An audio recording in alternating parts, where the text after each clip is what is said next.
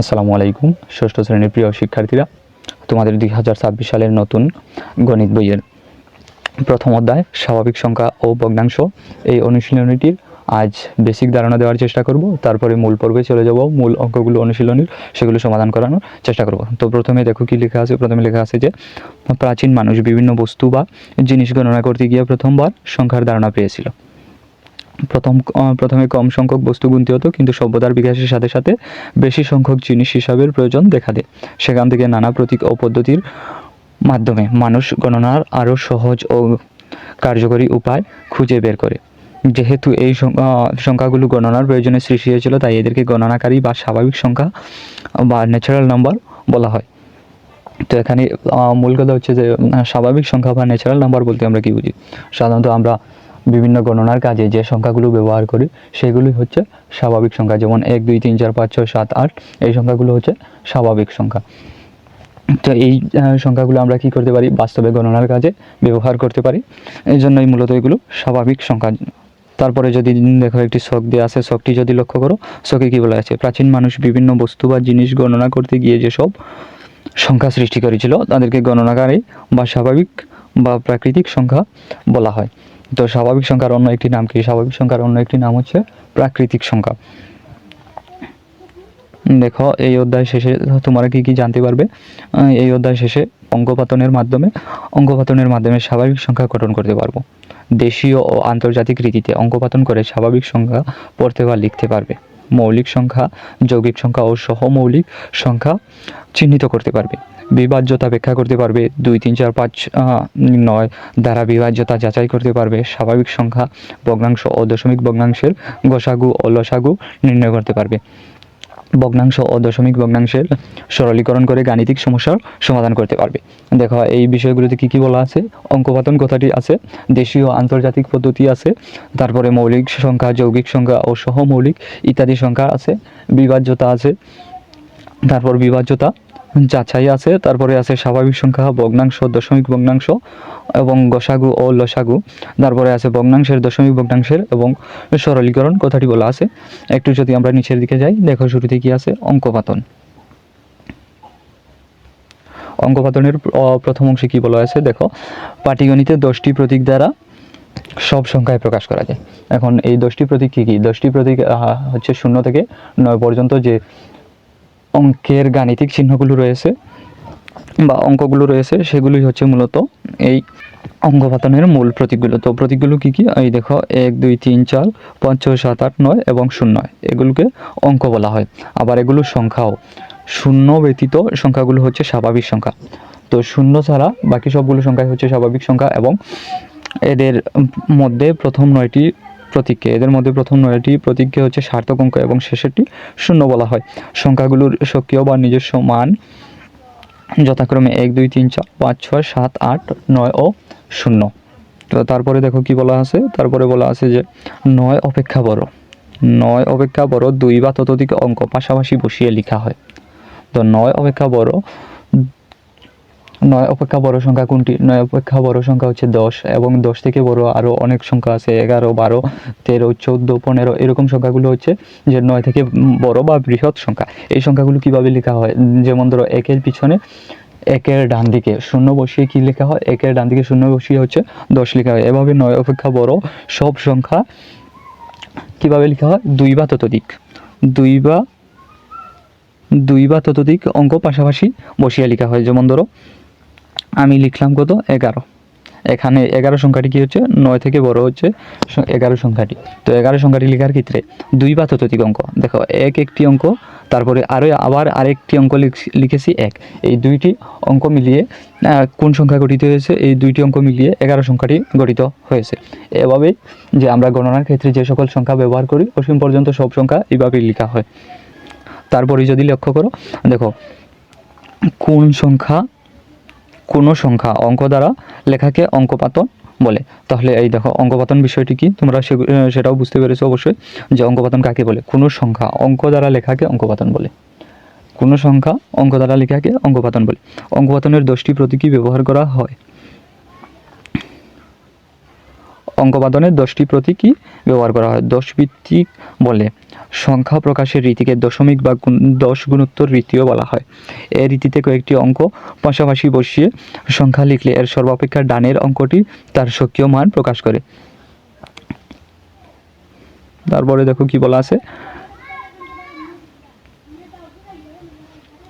ডান দিক থেকে দ্বিতীয় অঙ্কটি এর স্বকীয় মানের 10 গুণ অর্থাৎ তত দশক প্রকাশ করে। তৃতীয় অঙ্কটি এর দ্বিতীয় স্থানের মানের 10 গুণ বা স্বকীয় মানের শতগুণ অর্থাৎ তত শতক প্রকাশ করে। এরূপ কোনো অঙ্ক একক স্থান করে বাম দিকে সরে গেলে তার মান উত্তর 10 গুণ বৃদ্ধি পায়। যেমন মনে করো আমি লিখলাম 20, তো প্রথমে একটি সংখ্যা লিখেছি কত, প্রথম অঙ্কটি লিখলাম 2, তার পিছনে বসালাম কত, 0। তো এখানে দেখো প্রথমে আমার কি আছে, প্রথমে আছে একক স্থানের অঙ্ক। একক স্থানের অঙ্ক কত, 0। ডান দিক থেকে আমরা স্থানীয় মান গণনা করি, তো একক স্থানের অঙ্কটি আছে 0 এবং দ্বিতীয় ঘরে অর্থাৎ দশক স্থানের অঙ্কটি হচ্ছে 2। দুটি সংখ্যা একসাথে করলে হয় কত, 20। দেখো এখানে 10 গুণোত্তর হয়েছে, কিন্তু 2 এর 10 গুণ কত, 2 গুণ 10, এর দ্বিগুণ হচ্ছে কত, এর দ্বিগুণ হচ্ছে 20। তাই এখানে বলা হয়েছে যে 10 গুণোত্তর, যদি দুইটি সংখ্যা থাকে তাহলে 10 গুণ, আর যদি তিনটি সংখ্যা থাকে তাহলে শতগুণ বা শতগুণ, আর এভাবেই সংখ্যাগুলো গণনা করা হয়। পরবর্তীতে যদি লক্ষ্য করো কি বলা আছে, দেখো লক্ষ্য করি, কোনো সংখ্যা ব্যবহৃত অঙ্কগুলো মান তার অবস্থানের উপর নির্ভর করে। তো একটু আগেই দেখিছো যে আমি স্থানীয় মান দেখিয়েছি, সেটাই হচ্ছে মূলত অবস্থান দেখানো হয়। সংখ্যায় ব্যবহৃত কোনো অঙ্ক তার অবস্থানের জন্য যে সংখ্যা প্রকাশ করে তাকে ওই অঙ্কের স্থানীয় মান বলা হয়। তো এখন দেখো স্থানীয় মান বলতে কি বোঝানো হয়েছে। স্থানীয় মান বলতে বোঝানো হয়েছে যে সংখ্যায় ব্যবহৃত কোনো অঙ্ক তার অবস্থানের জন্য যে সংখ্যা প্রকাশ করে তাকে ওই অঙ্কের স্থানীয় মান বলা হয়। তাহলে স্থানীয় মান বিষয়টিও তোমরা বুঝতে পেরেছো। এরপরে যদি লক্ষ্য করো, দেখো কি বলা আছে, এরপরে দেখো যেমন 333 সংখ্যাটি সর্বডানের 3-এর স্থানীয় মান 3। সর্বডানের সংখ্যা বলতে কোনটিকে বোঝানো হয়েছে, এই যে একদম ডান দিকের সংখ্যা আছে এটিকেই বোঝানো হয়েছে। 333 সংখ্যাটির সর্বডানের অঙ্ক এই যে সংখ্যাটি আছে 3, এই অঙ্কটিকে বোঝানো হয়েছে।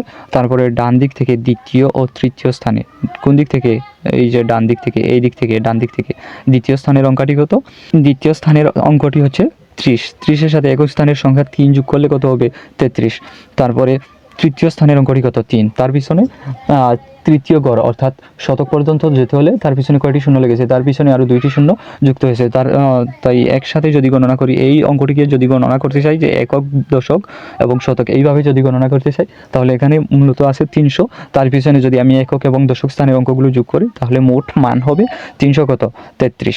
তো এই সংখ্যাটিকে কীভাবে লেখা হয়েছে নিচে যদি লক্ষ্য করো তাহলে দেখো দেওয়া আছে যে 333 সংখ্যাটিকে কীভাবে ভেঙে লেখা হয়েছে। তারপরে দেখো দেশীয় সংখ্যা গঠন রীতি। আমরা পূর্ববর্তী শ্রেণীতে দেশীয় রীতি অনুযায়ী গণনা করতে শিখেছি। এই রীতিতে সংখ্যার ডান দিক থেকে প্রথম, দ্বিতীয় ও তৃতীয় স্থানের স্থান যথাক্রমে একক, দশক ও শতক প্রকাশ করা হয়। চতুর্থ, পঞ্চম, ষষ্ঠ, সপ্তম ও অষ্টম স্থানকে যথাক্রমে হাজার, অযুত, লক্ষ, নিযুত, কোটিও বলা হয়। তো দেখো এই যে স্থানীয় মান গণনার যে বিভিন্ন এককগুলো আছে, যে প্রথম ডান দিকে থাকলে প্রথম সংখ্যাটিকে আমরা এককের গড় বলি, দ্বিতীয় সংখ্যাটিকে দশক এবং তৃতীয় সংখ্যাটিকে শতক, চতুর্থ সংখ্যাটিকে সহস্র বা হাজার, পঞ্চম সংখ্যাটিকে অযুত, ষষ্ঠ সংখ্যাটিকে লক্ষ এবং সপ্তম সংখ্যাটিকে নিযুত এবং অষ্টম সংখ্যাটিকে কোটি বলে বিবেচনা করি বা গণনার কাজে ব্যবহার করি। তো এই ছকটিতে এই বিষয়গুলো বোঝানো হয়েছে। এগুলো তোমরা প্রাথমিকে শিখে এসেছো, পঞ্চম শ্রেণীতে আরও ভালো করে শিখে এসেছো। তো এখন দেখো যে এককের গড়ের, এখানে কি বলা আছে, এককের গড়ের অঙ্কগুলো কোথায় লেখা বা পড়া হয়। 1, 2, 3, 4 ইত্যাদি কিছু অঙ্কের সংখ্যাগুলো বিশেষ নাম রয়েছে, যেমন 25, 38, 71 পড়া হয় যথাক্রমে 25, 38, 71। এই অঙ্কগুলোকে প্রথমে দেখো কি অঙ্কে লিখে আছে, তারপরে আবার কোথায় লিখে আছে। শতকের ঘরে 1, 2, 3 ইত্যাদি অঙ্কগুলোকে যথাক্রমে 100, 200, 300 ইত্যাদি পড়া হয়। হাজারের ঘরের অঙ্কগুলোকে শতকের ঘরের মতো পড়া হয়, যেমন 5000। 7,000। অযুতের গড়ের অঙ্ককে অযুত হিসাবে পড়া হয় না। অযুত ও হাজারের গড় মিলিয়ে যত হাজার হয় তত হাজার পড়া হয়। দেখো পূর্ববর্তী সবগুলো সংখ্যা তার গড়ের নাম অনুযায়ী করা হতো, কিন্তু এই যে অযুতের গড় রয়েছে, অযুতের গড় আর হাজারের গড় মিলিয়ে তাকে কি হিসাবে পড়া হয়? তাকে হাজার হিসাবে পড়া হয়। এখানে কি বলা আছে? এখানে বলা আছে যে অযুত ও হাজারের গড় মিলিয়ে যত হাজার হয় তত হাজার পড়া হয়। যেমন অযুতের গড়ে 7 এবং হাজারের গড়ে 5 থাকলে দুই ঘরের অঙ্ক মিলিয়ে 75,000 পড়তে হয়। তো অযুত এবং হাজারের গড়গুলো কিভাবে পড়া হয় সেগুলো সম্পর্কে আমরা ধারণা পেয়েছি। তো যদি পরবর্তী পৃষ্ঠায় যাই, দেখো কি বলা আছে, একটু যদি লক্ষ্য করো, দেখো কি বলা আছে যে নিযুত ও লক্ষের গড় মিলিয়ে যত লক্ষ হয় তত লক্ষ হিসাবে পড়া হয়। যেমন নিযুতের গড়ে 8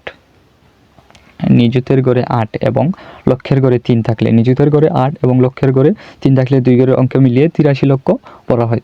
কোটির গড়ের অঙ্ককে কোটি বলে পড়া হয়। কোটির গড়ের বাম দিকের সব গড়ের অঙ্কগুলোকে কোটির গড়ের সাথে মিলিয়ে যত কোটি হয় তত কোটি পড়তে হয়। 4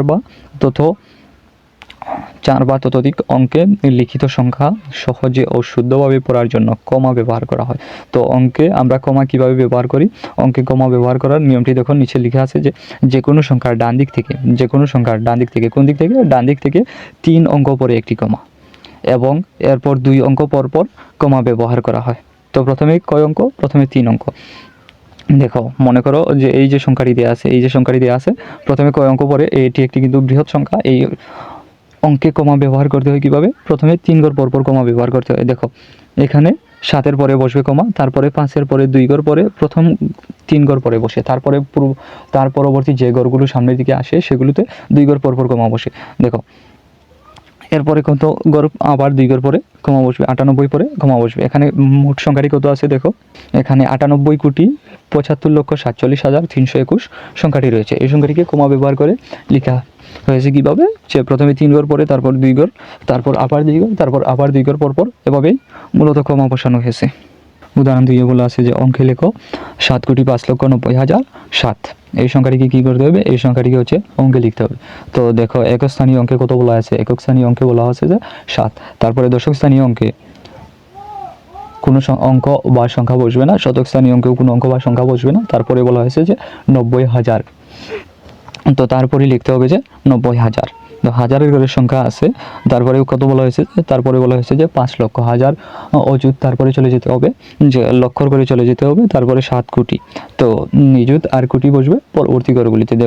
যদি দেখো সংখ্যাটি এখানে নিচেই লেখা আছে, তো আমি আবার নতুন করে লেখার চেষ্টা করছি না। দেখো প্রথমে একক স্থানীয় অঙ্ক ঘরে কত দেওয়া আছে? একক স্থানীয় ঘরে দেওয়া আছে যে 7। দশক স্থানীয় ঘরে বা দশকের স্থানে কোনো অঙ্ক বা সংখ্যা নেই বলেছিলাম, তো এখানে শূন্য বসবে। যেখানে কোনো কিছুই নেই সেই স্থানে শূন্য বসে, তারপরে শতক স্থানেও শূন্য, হাজারের স্থানেও কত বসবে? শূন্য। তারপরে দেখো অযুতের ঘরে, অযুত আর হাজারের ঘরে মিলিয়ে কি পড়া হয়? অযুত আর হাজারের ঘর মিলিয়ে একটু আগে আমরা জেনেছি যে হাজার পড়া হয়।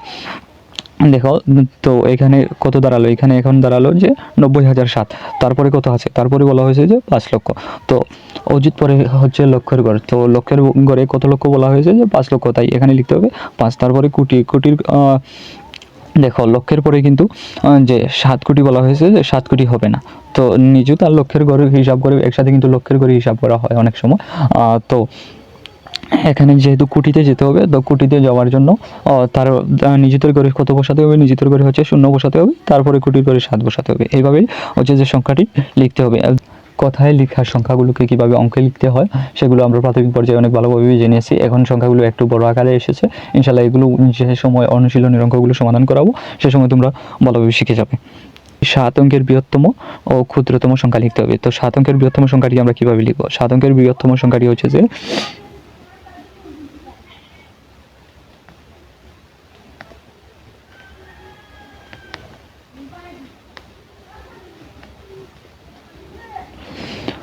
এটি হচ্ছে 7 অঙ্কের বৃহত্তম সংখ্যা। এখন এখানে কমা বসাবো। তো কমা কিভাবে বসাতে হয় সেটিও আমরা জানি যে প্রথমে 3 অঙ্ক বা 3 ঘর পর কমা বসাতে হয়। তো এখানে বসালাম 3 ঘর পর, তার পরবর্তী যে ঘরগুলো আছে সেগুলিতে 2 ঘর পর কমা বসানো হয়, তারপর 2 ঘর পর কমা বসালাম। তো এই সংখ্যাটি কত দাঁড়ালো? 99,99,999। তো দেখো এটি হচ্ছে 9 অঙ্কের সবচেয়ে বৃহত্তম সংখ্যা। এটি এই যে সংখ্যাগুলোকে সিরিয়ালি লিখলাম বা পাশাপাশি বসিয়ে লিখলাম, এটি হচ্ছে মূলত অঙ্কপাতন। এই যে পাশাপাশি লিখে একটি নতুন সংখ্যা গঠন করা বা ক্ষুদ্র ক্ষুদ্র সংখ্যা দিয়ে নতুন সংখ্যা গঠন করাই হচ্ছে মূলত অঙ্কপাতন। তো এই অঙ্কপাতনে 9 সবচেয়ে বৃহত্তম বা বড় মান প্রদর্শন করবে। তারপরে বলা হয়েছে যে 7 অঙ্কের ক্ষুদ্রতম সংখ্যা লিখতে। তো আমাদের স্বাভাবিক সংখ্যার ক্ষেত্রে যে ক্ষুদ্রতম সংখ্যাগুলো, স্বাভাবিক সংখ্যার ক্ষেত্রে যে সংখ্যাগুলো রয়েছে সেগুলোতে সবচেয়ে ক্ষুদ্রতম সংখ্যা কোনটি? সেগুলোতে সবচেয়ে ক্ষুদ্রতম সংখ্যা হচ্ছে 0। কিন্তু 0 দিয়ে কি কোনো সংখ্যা গঠন করা সম্ভব? কারণ 0 দিয়ে সংখ্যা যদি গঠনও করি তার কোনো মান থাকবে না, তো সেই ক্ষেত্রে ক্ষুদ্রতম সংখ্যাও গঠন হবে না। তো ক্ষুদ্রতম সংখ্যা গঠন করতে হলে 0 থেকে একটু বড় সংখ্যা কোনটি রয়েছে? 0 থেকে একটু বড় সংখ্যা রয়েছে 1। তো এখন দেখো আমি 7 অঙ্কের ক্ষুদ্রতম সংখ্যাটি গঠন করছি। তো দেখো প্রথম ঘরে বসবে 0, দ্বিতীয় ঘরে 0, তৃতীয় ঘরেও 0, চতুর্থ ঘরে 0, পঞ্চম ঘরে 0, ষষ্ঠ ঘরেও 0 এবং সপ্তম ঘরে বসবে 1। তখন গিয়ে একটি সংখ্যা গঠিত হবে, তাছাড়া সংখ্যা গঠন সম্ভব নয়। তো দেখো এখানে একক স্থানীয় অঙ্ক কত? এখানে একক স্থানীয় অঙ্ক 0, দশক স্থানীয় অঙ্ক 0, এভাবে হাজার, অযুত, লক্ষ গড়েও 0। তারপরে নিযুতের ঘরে কত? নিযুতের ঘরে হয়েছে 1। এখন কমা বসাতে হবে। তো কমা কিভাবে বসাই? আমরা একটু আগে শিখে এসেছি যে কিভাবে কমা বসাতে হয়। 3 ঘর পরপর কমা বসাতে হয়, তার পরবর্তীতে যে ঘরগুলো আসে সেগুলিতে 2 ঘর পরপর কমা বসাতে হয়। তো এখানে হচ্ছে কমা বসবে এইভাবে। তো এই সংখ্যাটি কত দাঁড়ালো? এই সংখ্যাটি দাঁড়ালো হচ্ছে 10 লক্ষ। পরবর্তী পৃষ্ঠাতে হচ্ছে যে উদাহরণ 4 দেওয়া আছে। উদাহরণ 4 কি বলা আছে? উদাহরণ 4 বলা আছে যে একই অঙ্ক মাত্র একবার ব্যবহার করে 8, 0, 7, 5, 3, 4 অঙ্কগুলো দ্বারা 6 অঙ্কের বৃহত্তম ও ক্ষুদ্রতম সংখ্যা গঠন করো। তো এই যে সংখ্যাগুলো দেওয়া আছে, এই যে 6টি অঙ্ক দেওয়া আছে, এই অঙ্কগুলো দ্বারা 6 অঙ্কের বৃহত্তম ক্ষুদ্রতম সংখ্যা গঠন করতে বলা আছে। তো 6 অঙ্কের ক্ষুদ্রতম এবং বৃহত্তম সংখ্যা গঠন করতে হলে আমাদেরকে অঙ্কপাতন করতে হবে। তো অঙ্কপাতন অনুযায়ী কীভাবে আমরা সংখ্যাটি সাজাতে পারি? দেখো সবচেয়ে বড় সংখ্যা কোনটি? এখানে সবচেয়ে বড় সংখ্যা বা অঙ্ক হচ্ছে 8, তারপরে বড় কোনটি? 7, তারপরে বড় হচ্ছে 5, তারপরে বড় 4, তারপরে 3, তারপরে হচ্ছে যে 0। তো প্রথমে কীভাবে সাজাতে হবে? প্রথমে বড় থেকে ছোটো বা অধক্রম অনুযায়ী সাজাতে হবে। যেমন 8, 7, 5, 4, 3, 0। তো এখানে 6 অঙ্কের বৃহত্তম সংখ্যা কত দাঁড়ালো? 8,75,432। তো এখানে আমরা কমা ব্যবহার করব কিভাবে? কমা ব্যবহার করব হচ্ছে যে 3 ঘর পর পর। প্রথমে 3 ঘর পর, তারপর পরবর্তী যে ঘরগুলো আসে 2 ঘর পর। তো দেখো 1, 2, 3 অর্থাৎ শতকের ঘরের পরে কমা। তো বসালাম কত? কমা। তারপরে বসালাম আবার 2 ঘর পরে কমা বসে, তাই 2 ঘর পরে কমা বসালাম। এখন মোট সংখ্যা দাঁড়ালো 8,75,432। তো এই হলো বৃহত্তম সংখ্যা। তারপর তৈরি করতে হবে কত? তারপর তৈরি করতে হবে ক্ষুদ্রতম সংখ্যা। এখন দেখো যে অঙ্কগুলো স্বাভাবিক সংখ্যাগুলো দেওয়া আছে সেগুলো অনুযায়ী যদি আমি সাজাই, প্রথমে আসে কত? সবচেয়ে ক্ষুদ্রতম হচ্ছে 0, তারপরে আসে 3, তারপরে 4, তারপরে 5, তারপরে 7, তারপরে 8। দেখো এখানে আমি সর্ববামে কি বসিয়েছি? এখানে সর্ববামে হচ্ছে 0 বসিয়েছি। তো সর্ববামে 0 বসালে এই সংখ্যাটি কি কোনো মান প্রদর্শন করবে? এই সংখ্যাটি কোনো মান প্রদর্শন করবে না বা কোনো নির্দিষ্ট মান গঠন করবে না। তো এই সংখ্যাগুলো দ্বারা মূলত শুধু স্বাভাবিক সংখ্যা বা অঙ্কের প্রতীকগুলোই বোঝানো হবে। যে মান প্রদর্শন করতে হলে বা ক্ষুদ্রতম যে সংখ্যা 6 অঙ্কের গঠন করতে বলা হয়েছে, যদি আমি সেইটি গঠন করতে চাই তো 0টিকে কী করতে হবে? 1 ঘর বাম থেকে 1 ঘর ডানে নিয়ে আসতে হবে। তো প্রথমে কত আসবে? প্রথমে আসবে 0-এর পরে বৃহত্তম সংখ্যাটি রয়েছে 3। তো প্রথমে আসবে হচ্ছে 3, তারপরে চলে যাবে 0, তারপরে 4, তারপরে 5, তারপরে 7, তারপরে হচ্ছে 8। এইভাবে সংখ্যাটি গঠন করতে হবে। তো দেখো এখানে গঠন হয়ে গেল 6 অঙ্কের আরেকটি ক্ষুদ্রতম 6 অঙ্কের ক্ষুদ্রতম সংখ্যা। এখানে গণনার আন্তর্জাতিক পদ্ধতি দেওয়া আছে। আন্তর্জাতিক পদ্ধতিতে একটি শুরুতেই দেখো একটি ছক দেওয়া আছে। ছকে কি বলা হয়েছে? একক। তো একক কোথায় বসে, একক কি সেটা আমরা জানি। একক হচ্ছে একাই বসে। দশক কি? দশক স্থানীয় অঙ্ক হচ্ছে যে দশক সংখ্যায় 2টি অঙ্ক ব্যবহার করা যায়। তারপরে কি বলা আছে? তারপরে বলা আছে যে শতক। শতকে কয়টি অঙ্ক ব্যবহার করা যায়? শতকে হচ্ছে যে 3টি অঙ্ক ব্যবহার করা যায়। তারপরে হচ্ছে হাজার। হাজারে কয়টি অঙ্ক ব্যবহার করা যায়? 4টি। তো মিলিয়ন বলতে কি বুঝি? মিলিয়ন হচ্ছে 10 লক্ষে হচ্ছে 1 মিলিয়ন। 1 মিলিয়ন সমান কত? 1 মিলিয়ন সমান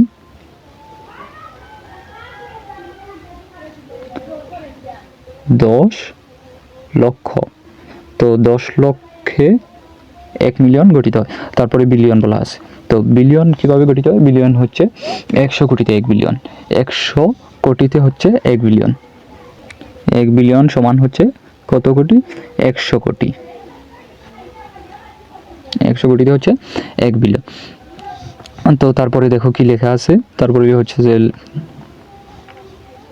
এগুলো একটু মুছে নেই, তো তোমরা ভালো করে বুঝতে পারবে। দেখো এখানে কি দেয়া আছে, এখানে বলা আছে যে একক, দশক ও শতকের গড়ের অঙ্কগুলো আমাদের দেশীয় রীতিতেই পড়া ও লেখায় প্রকাশ করা হয়। তো দেখো আমরা একক, দশক, শতক, হাজার এগুলোর পরে আমরা অযুত গণনা করি, তারপর লক্ষ গণনা করি, তারপর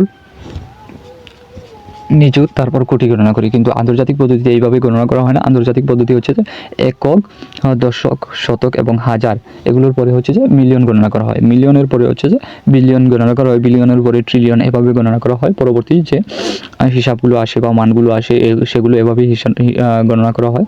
তারপরে দেখো এখানে কি বলা আছে, শতকের গড়ের বাম দিকের গড়টি হাজারের, হাজারের গড়ের অনূর্ধ্ব 3 অঙ্ক বিশিষ্ট সংখ্যা লেখা যায়।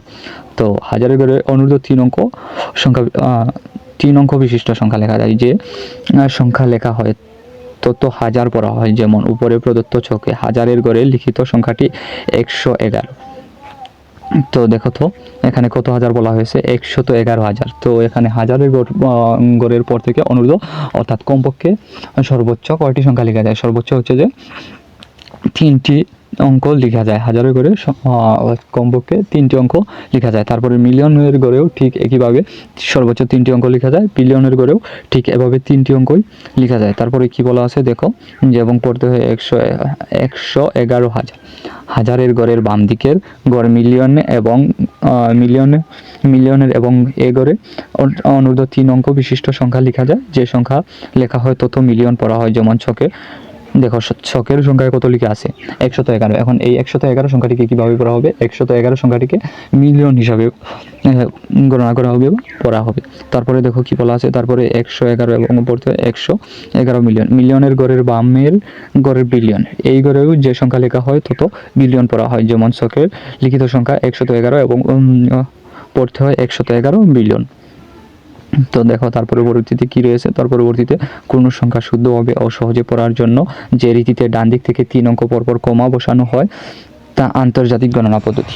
তো কমা বসিয়ে কোন সংখ্যা গণনার পদ্ধতি হচ্ছে গণনার আন্তর্জাতিক পদ্ধতি। তারপরের পৃষ্ঠায় যদি লক্ষ্য করো সেখানে কি বলা আছে, তার পরবর্তী পৃষ্ঠায় বলা আছে যে দেশীয় আন্তর্জাতিক গণনা, দেশীয় আন্তর্জাতিক গণনার রীতির পারস্পরিক সম্পর্ক। তো দেখো এখানে দেশীয় আর আন্তর্জাতিক পদ্ধতির মধ্যে কি সম্পর্ক রয়েছে? দেশীয় পদ্ধতিতে বলা আছে যে আচ্ছা প্রথমে নিচের বিষয়গুলো লক্ষ্য করি, তারপরে পরবর্তী বিষয়গুলিতে আসি, বা প্রথমে যে বিষয়টি বলতে চেয়েছিলাম সেটিতে আসি। দেখো এখানে লক্ষ্য করি বলা আছে যে মিলিয়নের গড়ে সর্বডানের একের স্থানীয় মান 1 মিলিয়ন। সর্বডানের একের সর্বডান কোনটি? এখন সর্বডান হচ্ছে এই যে দেখো এখানে মূলত কত লেখা আছে? 111। তো এখানে সর্বডানের অঙ্ক কোনটি? সর্বডানের এই যে একদম শেষে রয়েছে এই অঙ্কটি হচ্ছে সর্বডানের। তারপরে কি বলা আছে যে দেশীয় রীতিতে এ গড়টি হলো নিযুতের গড়। তো দেশীয় রীতিতে এ গড়টি লক্ষের পরে, যেহেতু মিলিয়ন হয় কত লক্ষে? মিলিয়ন হয় 10 লক্ষে। তো মিলিয়নের গড়টি কিন্তু লক্ষের গড়ে মোট কথা। তো তারপরে এটি কোন গড় আসে? নিযুতের গড় আসে। তো এটিকে কিভাবে পড়া হয় দেখো কি বলা আছে যে অর্থাৎ এই গড়ে একের স্থানীয় মান 1 নিযুত বা 10 লক্ষ। তো এখানে প্রথম অঙ্ক বা প্রথম যে সংখ্যাটি থাকে তার মান হচ্ছে 1 লক্ষ। তারপর বিলিয়নের গড়ে এর সর্বডানের একের স্থানীয় মান 1 বিলিয়ন। তো বিলিয়নের গড়ে একইভাবে হিসাব করা হয় যে সর্বডান দিকে সবচেয়ে ডান দিকে যে অঙ্কটি রয়েছে তার মান হচ্ছে 1 বিলিয়ন, এবং তার পরবর্তীতে দশকের স্থানে রয়েছে আরও একটি 1।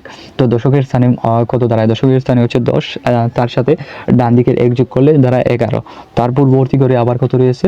তার পূর্ববর্তী শতকের গড়েও রয়েছে 1। তো এখানে শতকের গড় হিসাব করলে কত আছে? 100 আছে। তো সর্বমোট যদি এখানে হিসাব করি তো তখন কত দাঁড়ায়? তখন দাঁড়ায় হচ্ছে যে 111। আর এই 111কে কিভাবে পড়া হয়? 111কে মূলত বিলিয়ন আকারে পড়া হয়। এই বিলিয়নকে দেশীয় রীতিতে কি পড়া হয়? দেশীয় রীতিতে এক গড়ের একের স্থানীয় মান কত? এর স্থানীয় মান হচ্ছে 100 কোটি। তো আমরা জানতাম যে একটু আগেই আমিও বলে এসেছি যে 1 বিলিয়ন সমান কত, 1 বিলিয়ন সমান হচ্ছে 100 কোটি। আবার এই ছকেও দেখো যে লক্ষ্য করো যে এই ছকেও বলা হয়েছে যে 1 মিলিয়ন সমান 10 লক্ষ এবং 1 বিলিয়ন সমান 100 কোটি। তো এভাবেই এই অনুশীলনীর অঙ্কগুলোর সমাধান করানোর চেষ্টা করব। আজ এ পর্যন্তই, এখানেই সমাপ্ত।